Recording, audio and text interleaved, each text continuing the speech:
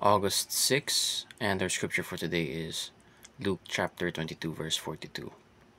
Father, if you are willing, take this cup from me, yet not my will be done, but yours be done.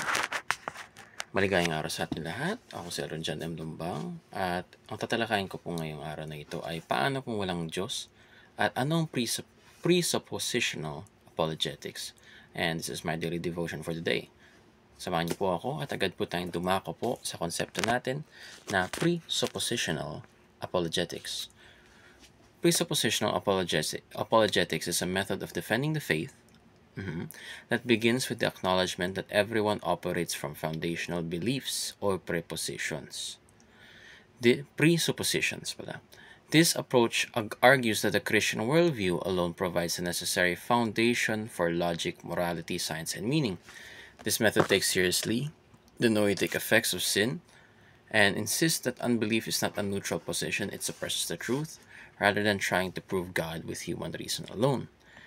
Presuppositional apologetics boldly asserts that without God of Scripture, one cannot truly account for anything at all. Without the God of Scripture Without the God of Scripture, one cannot truly account for anything at all. So, sinasabi po dito na basically, yung presuppositional apologetics or apologetics, ito po yung itong isang paraan kung saan dinedefend natin yung faith natin, no? Na iniintindi rin natin, na naniniwala rin tayo na may acknowledgement tayo na ang tao ay nagfa-function at nag-ooperate according to yung mga foundational beliefs nila, no? And sa ganun, in the Christian worldview, everything is founded in Jesus Christ, in God. That sense, kung wala po ang Panginoon, kung wala pong Diyos, there would be no logic, there would be no morality, there would be no science, there would be no gravity, there would be nothing to exist at all. Kasi lahat ng bagay po na nasa mundong ngayon ay akala natin ay definitely creation po.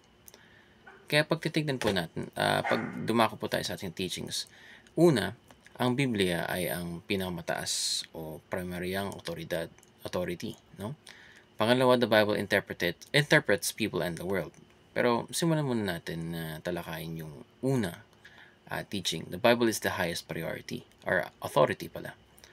Highest authority in the sense na ang Biblia po ang pinakabatayan, kagaya na sinasabi ko na ilang beses sa ating mga daily devotion, pinakabatayan ng reality, morality, law, and many more in human nature, no? So the Bible is the highest authority. So in the sense, sinasabi po dito, in presuppositional apologetics, ginagamit natin ang Biblia upang ma-explain po ang mga natural na mga bagay na nag-exist. At kung sakali man, isa rin po itong highest authority in the sense kung anong sinabi sa Biblia, yun ang katotohanan. Kung sinabi ka, ikaw ay isang makasalanan na tao, ikaw ay makasalanan na tao. Ikaw ay masamang tao. Kung sinabi yun, ang sinasabi ng Biblia na ikaw ay makasalanan na tao, kailangan mapapahamak ka, kailangan mo ng tagapagligtas. At yun si Jesucristo. So, yun yung sinasabi basically. Na lahat tayo, kailangan tayong maniwala sa authority nito, hindi sa authority natin. Dahil the Bible interprets people and the world. So, the Bible interprets people and the world. Hindi po tayo nag-interpret ng Biblia, hindi tayo po yung nanghuhusga ng Biblia, nilalaman nito upang sabihin na, ay hindi ito totoo, ay hindi ito swak sa aking pananaw at paniniwala. Kaya the Bible interprets people and the world. Hindi po tayo nag-interpret ng nilalaman ng Biblia para sabihin na ay hindi ito totoo, hindi ito maaaring mangyari, hindi ganito ang Diyos. No? The Bible, we read the Bible, not to judge the Bible, but for us to judge ourselves, no?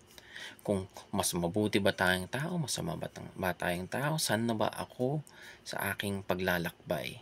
Madaming tanong dito na kung saan ginagamit natin ang Biblia upang ma-interpret ang ating mga sarili, upang matulungan tayo. Pangatlo, the Bible shapes our worldview.